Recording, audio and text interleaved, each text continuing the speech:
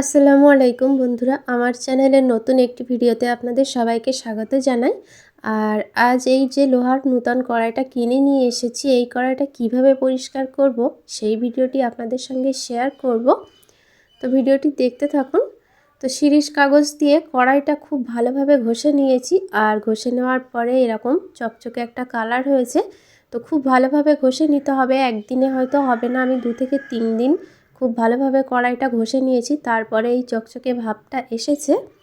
আর কড়াইটা ধুয়ে রাখার পর আবারও কিন্তু সেই রকম লালচে কালার চলে এসেছে, এই যে দেখুন। তো এই লালচে কালারটা কিভাবে চলে যাবে সেটি আপনাদের সঙ্গে শেয়ার করব।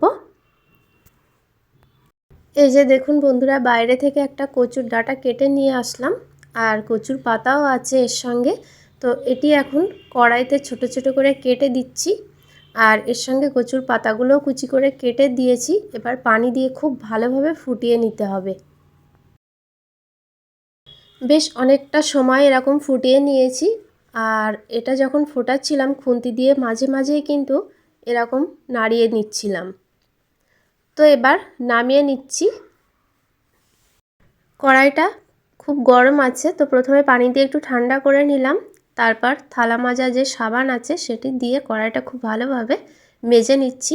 এরপর যে তারের জালি আছে সেটা দিয়ে খুব ভালোভাবে ঘষে ঘষে কড়াইটা মেজে তারপরে আবার ধুয়ে নিচ্ছি। তারপরে দেখুন এরকম একদম চকচকে হয়ে গেছে।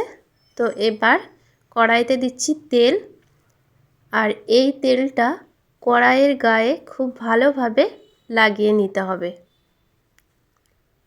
সমস্ত দিকটা যাতে তেলটা ভালোভাবে লেগে যায় সেটি অবশ্যই খেয়াল রাখতে হবে, কোথাও বাদ দিলে চলবে না। যে জায়গাটা বাদ পড়ে থাকবে সেটি দেখবেন ওইরকম লাল মতো কালার হয়ে থাকবে। এবার গ্যাস জ্বালিয়ে কড়াইটা বসিয়ে দিলাম, আর এরকম তেল মাখিয়ে একদম অল্প আছে কিছুক্ষণ কড়াইটা গরম করে নেব। তো একটু ধোয়া ওঠা পর্যন্ত অপেক্ষা করব, তারপর নামিয়ে কড়াইটা আবারও মেজে নিতে হবে। তেল দিয়ে কড়াইটা গরম করে নেওয়ার পর এই যে নামিয়ে নিয়েছি, আর একটু ঠান্ডা করে নিচ্ছি, আর তেলগুলো দেখুন উপরে ভাসছে। তো এবার কড়াইটা খুব ভালোভাবে মেজে পরিষ্কার করে নেব। কড়াইটা মেজে নিয়েছি, আর একটু ভিজে আছে, ওই জন্য একটা কাপড় দিয়ে মুছে একটু শুকিয়ে নিচ্ছি। কড়াইটা মুছে দেখুন একদম শুকনো হয়ে গেছে।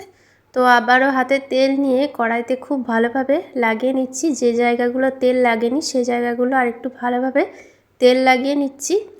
আর আবারও একইভাবে কড়াইটা গ্যাসের চুলায় অল্প আঁচে গরম করে নেব, তারপর কড়াইটা মেজে পরিষ্কার করে নেব। কড়াইটা মেজে নিয়ে গ্যাসের চুলায় বসিয়ে দিয়েছি, আর কড়াইটা ভিজে ছিল, তো গরম হয়ে গেছে, শুকিয়ে গেছে। এবার দিচ্ছি তেল। তো এবার আমি গরম গরম পেঁয়াজি ভেজে নেব এই তেলে। তো এভাবে বন্ধুরা আপনারা লোহার কড়াই পরিষ্কার করে নিয়ে রান্না করবেন। লোহার কড়াইতে রান্না করলে তেল অনেকটাই কম লাগে আর স্বাস্থ্যকরও। তো আজকের ভিডিওটি এ পর্যন্তই। ভিডিও ভালো লাগলে অবশ্যই লাইক করবেন, আর আমার চ্যানেলটি সাবস্ক্রাইব করবেন।